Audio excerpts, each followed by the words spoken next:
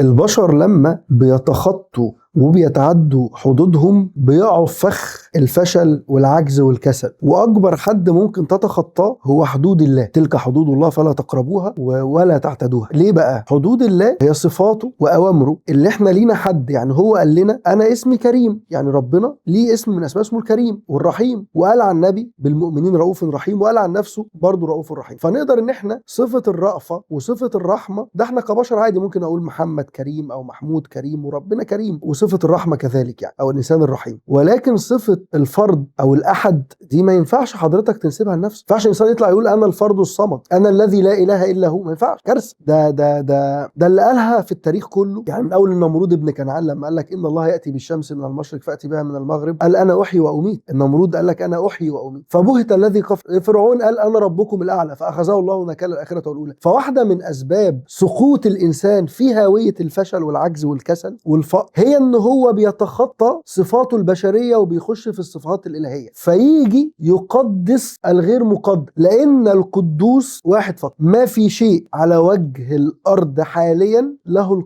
القداسه او القدسيه لله فقط. فاول ما تسمع اسم الله القدوس لازم تعرف ان الله الاله العظيم اللي انت بتعبده هو منزه عن كل خطأ ومرفع عن كل اذى او ظلم، وهو سبحانه وتعالى مقدس عن الاحتياج لاي شيء، ومقدس عن الشهوه في اي شيء، ركز، ومقدس عن الضرر لاي شيء. فلو جيت بصيت على الارض هتلاقي ان احنا من اسباب فشلنا وعجزنا وكسلنا وساعات باسم الدين ان احنا بنقدس البشر كتقديسنا لله او اشد قدسيه. كارثه. الله زي ما قلنا قبل كده عزيز عظيم وقوي جدا، فلما يشوف منك ان انت بتقدس شيء لا قدسيه فيه، زي بشر يقول لك قداسه الفلان او الفلان المقدس، كارثه. سواء اللي ادعى القداسه وهو جواه الدناسه، لان اي شيء مقدس في ظهره مدنس على طول، اعرفها كده. اي شيء على الارض تشوف في وشه قدسيه اعرف ان في ظهره دناسه، او تشوف في وشه قداسه في ظهره دناسه على طول. ليه؟ مفيش انسان على وجه الارض ما عندوش شهوه. اقول لك هو ابسط الامور البشريه ما عندوش شهوه، ما عندوش حب لشيء معين وكره لشيء تاني، ما عندوش تحفز وتحيز لامر على امر تاني. فين القداسه؟ والقداسه مش بلبس ولا بشكل، يعني حتى في بعض الشرائع الموجوده على الارض يقول لك قداسه الفلان، او يقول لك حتى ممكن في شريعه تانيه يغير الاسم شويه فيقول لك الجليل العظيم الذي مش عارف ايه الشيخ الكبير. اي كلام اي كلام. اي شيء يدعي القداسه في ظهره الدناسه على طول، لان لا مقدس على وجه الارض الا الله. بقولها بملء فمي، لا مقدس على وجه الارض الا الله. ولو انت لسه بتقدس اي انسان على وجه الارض فاعرف انك هتفضل تتحط في ابتلاءات وفي اختبارات عشان تفوق. ليه بقى؟ الله ربنا يقول لك عن نفسه كده هو الله الذي لا اله الا هو الملك القدوس. وخد بالك الملك زي ما قلنا من شويه اللي بيمتلك كل شيء ومالك كل ما يملكه الملوك، وقدوس يعني ايه؟ يعني مع كل ده هو منزه عن اي شيء ومرفع عن اي. فعشان تنجو في الحياه بعد اذنك يعني فعل اسم القدوس في حياتك. فانت ماشي مش شايف اي شيء مقدس غير الله،